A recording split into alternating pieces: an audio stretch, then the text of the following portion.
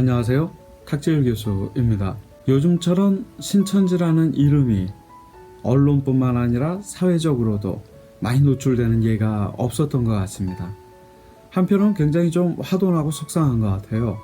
왜냐하면 신천지라고 하는 단어는 어떻게 보면 우리 기독교인들의 종말론적인 소망을 담고 있는 단어거든요.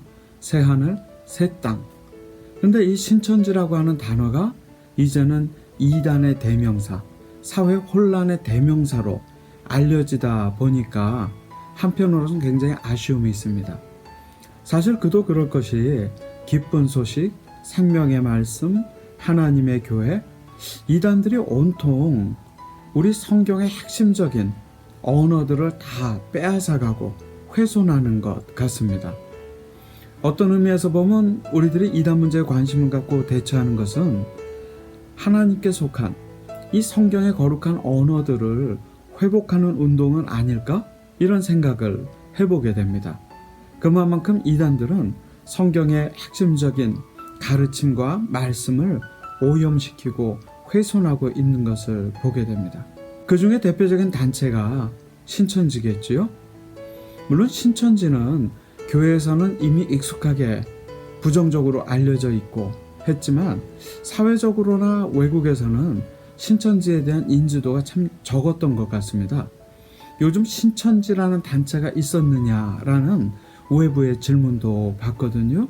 이제는 신천지가 교회뿐만 아니라 사회적으로도 상당히 고립되어져 가는 것을 보게 됩니다. 우리가 이 신천지의 고립을 보면서 신천지 신도들은 억울하다, 마녀사냥이다 이렇게 이야기를 하는데 우리가 왜 신천지를 지금 비판하고 있는지는 분명히 해야 될 것 같아요. 이 신천지에서 코로나 바이러스가 생겼기 때문에 비판하는 건 아니거든요.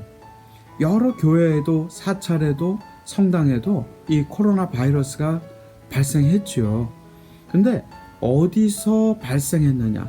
신천지에서 발생했기 때문에 사회가 이렇게 신천지를 비판하는 게 아니거든요. 그 발생은 어디서나 할 수 있지만 그 발생이 나고 된 뒤에 그 대처를, 그 후속 조치를 어떻게 하느냐에 있어서 신천지가 적절치 못한 면이 많이 있기 때문에 신천지에 대한 비판이 이렇게 많아지는 것 같습니다.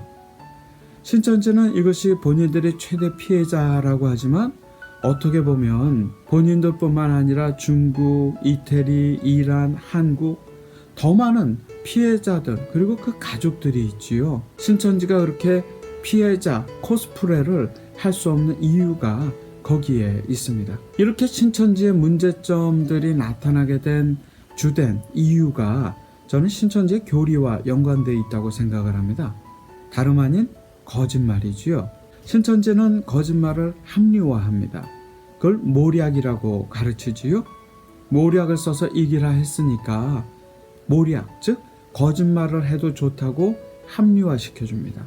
우리는 사랑하는 가족들이 조그만 거짓말을 해도 금방 알아챌 수 있지만 신천지인들의 합리화된 거짓말은 우리가 참 알아채기가 쉽지가 않은 것 같습니다. 사실 이 모략이라는 성경 원어의 뜻은 히브리어로 에사라고 해가지고 거짓말이 아니죠. 충고라는 뜻입니다. 근데 이것을 거짓말로 해석하고 거짓말로 믿고 사랑하는 사람과 온 포교 현장에서 당당하게 거짓말을 하는 신천지 신도들이 안타까운 이유가 거기에 있습니다. 신천지가 이제는 양치는 소년이 돼버린 것 같아요. 마치 양파처럼요. 계속 거짓말이 드러나고 있거든요. 교회 및 부속기관이라고 1100개 교회를 제출을 했지만 그 이외에도 너무나 많은 복음방이나 비밀 모임처가 있는 것을 누구나 알고 있고 그들의 신도수가 21만 혹은 그 이상이라고 리스트를 제출했지만 실제로 그런 등록교인들 말고 포섭 중이거나 교육 중인 그런 신천지 예비 신도들이 있거든요. 그리고 우리가 지역 감염을 막으려고 한다면은 사실 이런 예비 신천지 신도들에 대한 철저한 전수조사가 없이는 가능한 일이 아니거든요.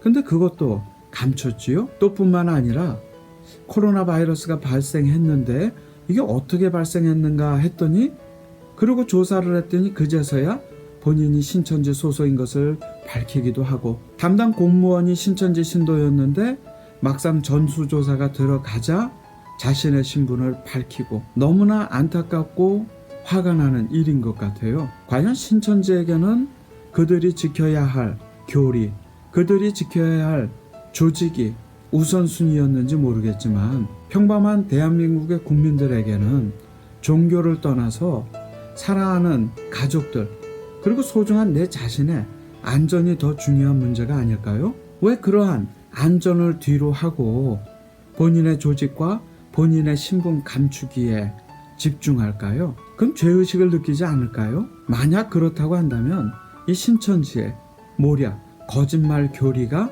한 몫을 한 건 아닌가 싶습니다. 어쨌든 신천지를 생각하면 이 거짓말이 가장 먼저 떠오르는 것은 사실인 것 같아요. 이 코로나 바이러스라는 안타까운 상황 속에서 신천지는 이제 양치는 소년이 돼버렸죠. 이만희 씨는 뒤에서 계속 이 신천지 신도들에게 편지를 보내고, 이런 상황들이 참 우리를 안타깝게 합니다. 한국은 다종교 사회이지요. 불교, 천주교, 기독교, 개신교 많이 있습니다. 근데 한번 생각해 보세요. 10년마다 이루어지는 인구 센서스에서요, 우리는 당당하게 기독교인이다, 혹은 뭐 천주교인이다, 불자다 자신을 드러내지요. 사회 속에서도요, 본인의 소속 종교가 무엇인지는 당당하게 드러냅니다. 그런데 신천지는 자신의 정체도 감추고, 심지어는 위기 상황 속에서도, 그리고 자신들이 믿는 것도 감추고 사람들에게 전달을 하지요. 다종교 사회는 우리나라에서 듣도 보지도 못했던 그런 종교의 형태입니다. 종교라고는 하나 이미 종교적인 순기능이 아니라 역기능을 주로 하고, 자신의 떳떳함을 나타내지도 못하는 유사 사이비 종교가 아닐까요? 기독교인은요, 성경의 원칙에 따라 선교하고 전도합니다. 우리 기독교인들은요, 복음을 부끄러워하지 않지요. 언제 어디서나 우리가 크리스찬인 것을, 우리가 그리스도인을 따르는 사람이라는 것을 당당하게 드러냅니다. 사도행전 28장 31절에 보면은요, 바울이 로마군이나 감시하에 2년 동안 셋집에서 지낸 이야기가 나옵니다. 그런 불편한 상황 속에서도요, 사람들이 복음이 궁금해서 바울을 찾아왔고, 그럴 때마다 바울은 복음을 어떻게 전했는지 아십니까? 감추고 숨기고 그렇게 전하지 않았습니다.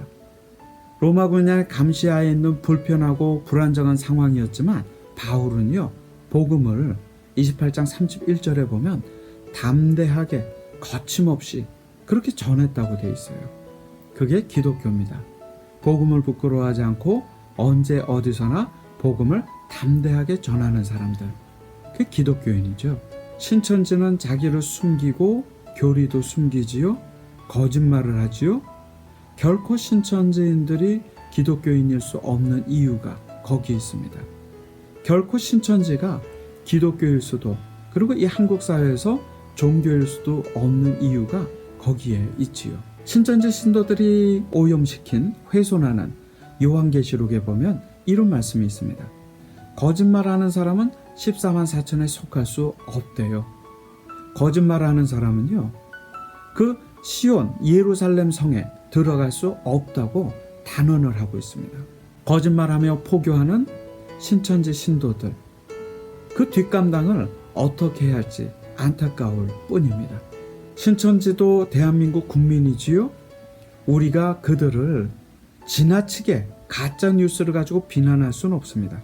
하지만 신천지가 만약 스스로 대한민국 국민이라고 생각한다면, 이제는 거짓과 위장을 버리고 이 코로나 바이러스 사태의 종식을 위해서 정직하고 성실하게 사회와 교회에 협조해 주기를 간곡히 부탁을 드리고 싶습니다.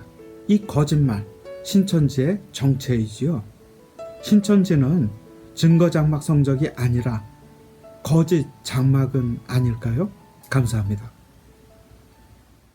이단 매체의 작은 실천 전면전교 TV 구독!